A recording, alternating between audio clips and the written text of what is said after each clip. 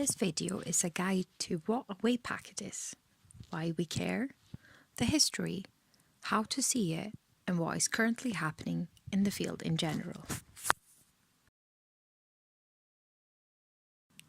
First, we need to figure out what is a Wavepacket. The world can very roughly be divided into the realm of classical and quantum mechanics. In the former, the description of a wave is a disturbance that transfers energy or matter through space.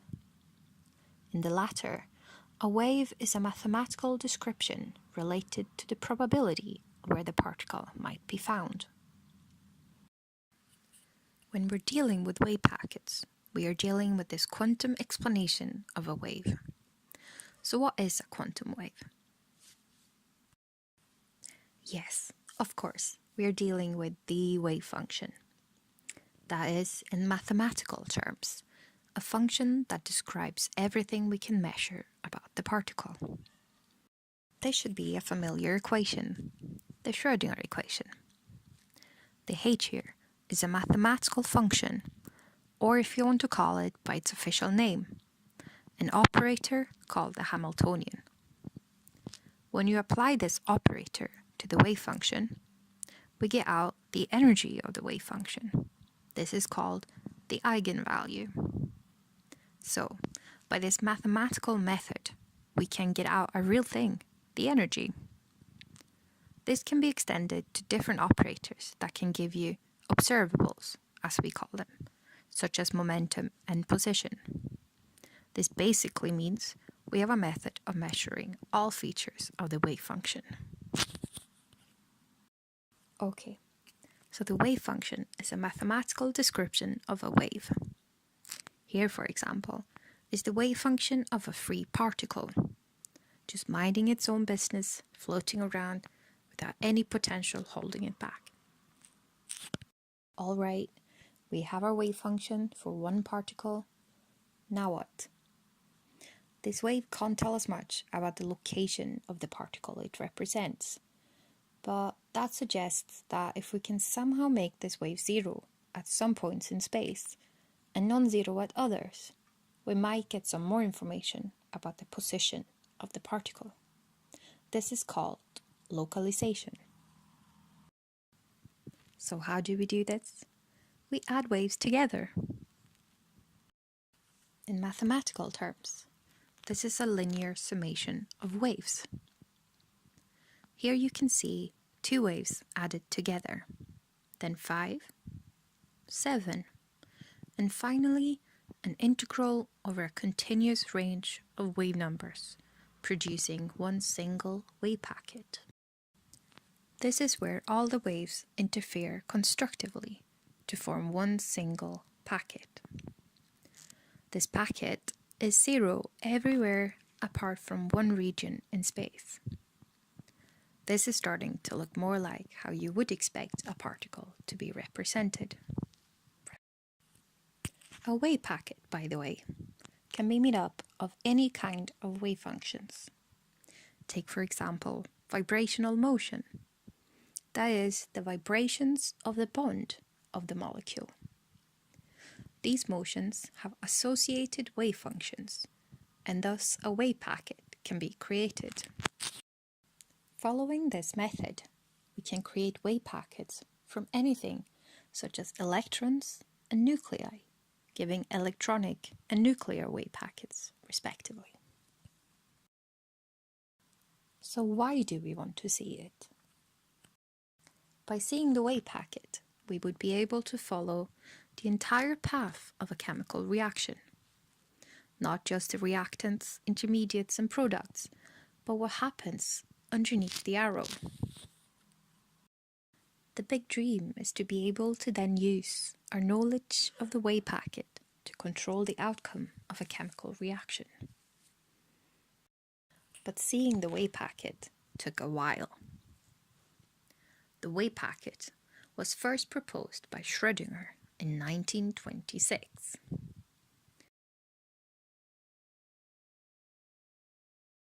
However, it was first seen, experimentally that is, in 1985. So why did it take so long? The problem is the timescale that the reactions occur at. They happen on a femtosecond timescale. That is 10 to the minus 15 seconds. This is very, very tiny. To give you an idea just how tiny, comparing 1 femtosecond to a second, it's like comparing 1 second to just over 31 million years. Scientists struggled to measure on short timescales. They reached milliseconds in the 1940s and microseconds by the 50s. Then everything changed. The laser was invented.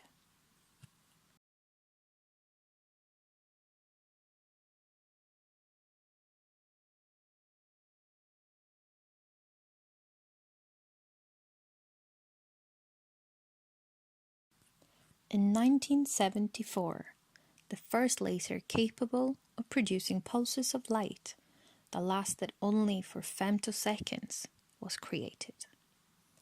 It was a dye laser, very fast but messy and inefficient.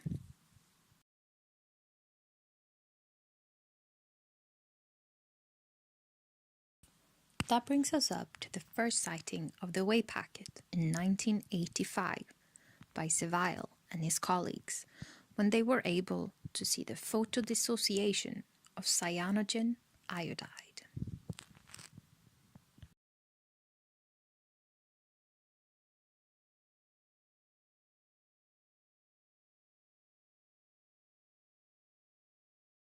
In 1991, it was discovered, by accident actually, that femtosecond pulses could be produced in titanium sapphire, allowing femtosecond lasers to be readily available for everyone.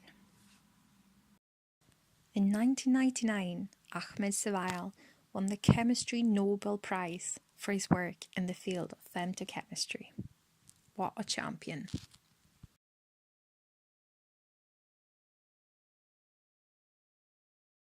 So how did he actually see the Wavepacket?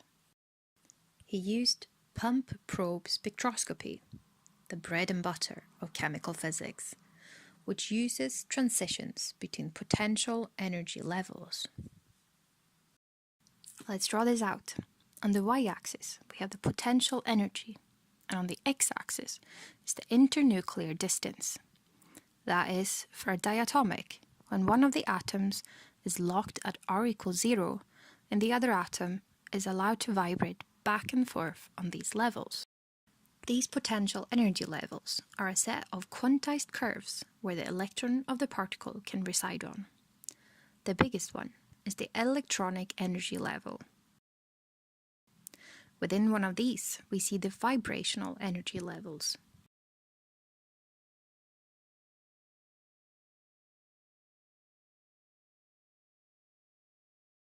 And zooming in, we see the absolute smallest levels, the rotational energy levels. Where are the translational energy levels, you ask? They're not shown because they aren't quantized. The particle can move in any direction it wants. Lucky particle. Zooming out, we see a higher lying electronic state, also with its set of vibrational energy levels. A pump pulse of light is used to excite the vibrational Wavepacket of an electron into a higher electronic potential state. Because the nucleus is so much bigger than the electrons, during the transition to a higher lying energy level, the position of the nucleus does not really change. And so, the Wavepacket is excited straight up vertically on this energy level diagram. This is called the Franck-Condon effect. On this higher electronic energy state, the Wavepacket is also in a higher lying vibrational state. This means it's not stuck at the bottom of a well in the vibrational ground state. This allows for oscillations back and forth on the energy level, going between small and bigger values of the internuclear distance. This is, of course, the bond vibrating. After a set delay time, the probe pulse excites the Wavepacket above the bound state energy, releasing a photoelectron. This photoelectron is ejected with a speed proportional to its kinetic energy.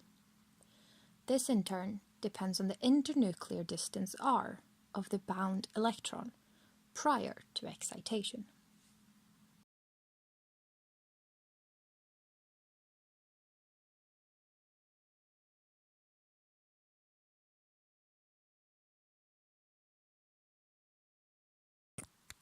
This produces a spectrum with intensity on the y-axis and time of flight on the other axis. The intensity is the same as the probability of the Wavepacket, while the time of flight is equivalent to the kinetic energy. From the energy level diagrams, this can easily be converted to internuclear distance r. So how do we actually do this? The main components of the setup are the laser, our sample, which are the photoelectrons, and the detector. The Kerr lens effect is an intrinsic property of the titanium sapphire laser. This medium has the special characteristics that the refractive index changes with intensity of light. Femtosecond pump probe spectroscopy, as it's called, generally uses a titanium sapphire laser to produce a Gaussian-shaped pulse. This pulse has a wavelength tuned to the specific reaction. The laser beam is split into two equal parts, the pump and the probe pulse.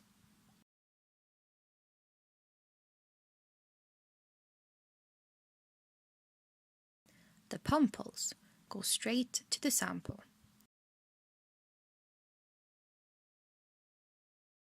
But the time it takes for the probe pulse to reach the detector can be varied by altering the location of the mirrors.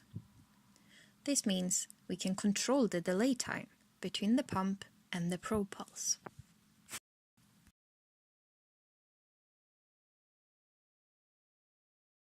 The laser pulses then pass through the sample, exciting and then ejecting electrons which hit the detector. This is not done using a single atom, which would be both hard to do and very time-consuming, but a beam of ground state molecules is used. This way we get many photoelectrons released at the same time. The detector is a time-of-flight photoelectron spectrometer. We also use an electric field to propel the electrons into a detector tube. The time it takes for these electrons to then traverse this drift tube and hit the detector plate is recorded, along with the intensity of these electrons. This gives the kinetic energy distribution that looks something like this. By taking measurements with different pump probe delay times, we get snapshots at various points in time. This shows the progression of the Wavepacket in time as the nuclei oscillates back and forth within the electronic potential. Looking at this year, these techniques have been used for a wide range of research, from 3D imaging of spin orbit Wavepacket dynamics to finally understanding how a retina protein reacts to light. This area of femtochemistry is a rich and dynamic field, but as always, scientists are striving for smaller and smaller timescales. Recent developments in attosecond laser technology means we can get faster measurements and thus we can detect faster wavepacket dynamics. This gives scientists an opportunity to see the wavepacket motion of electrons for the first time. So now you know the what, why, and how to see a wavepacket. Thank you for watching.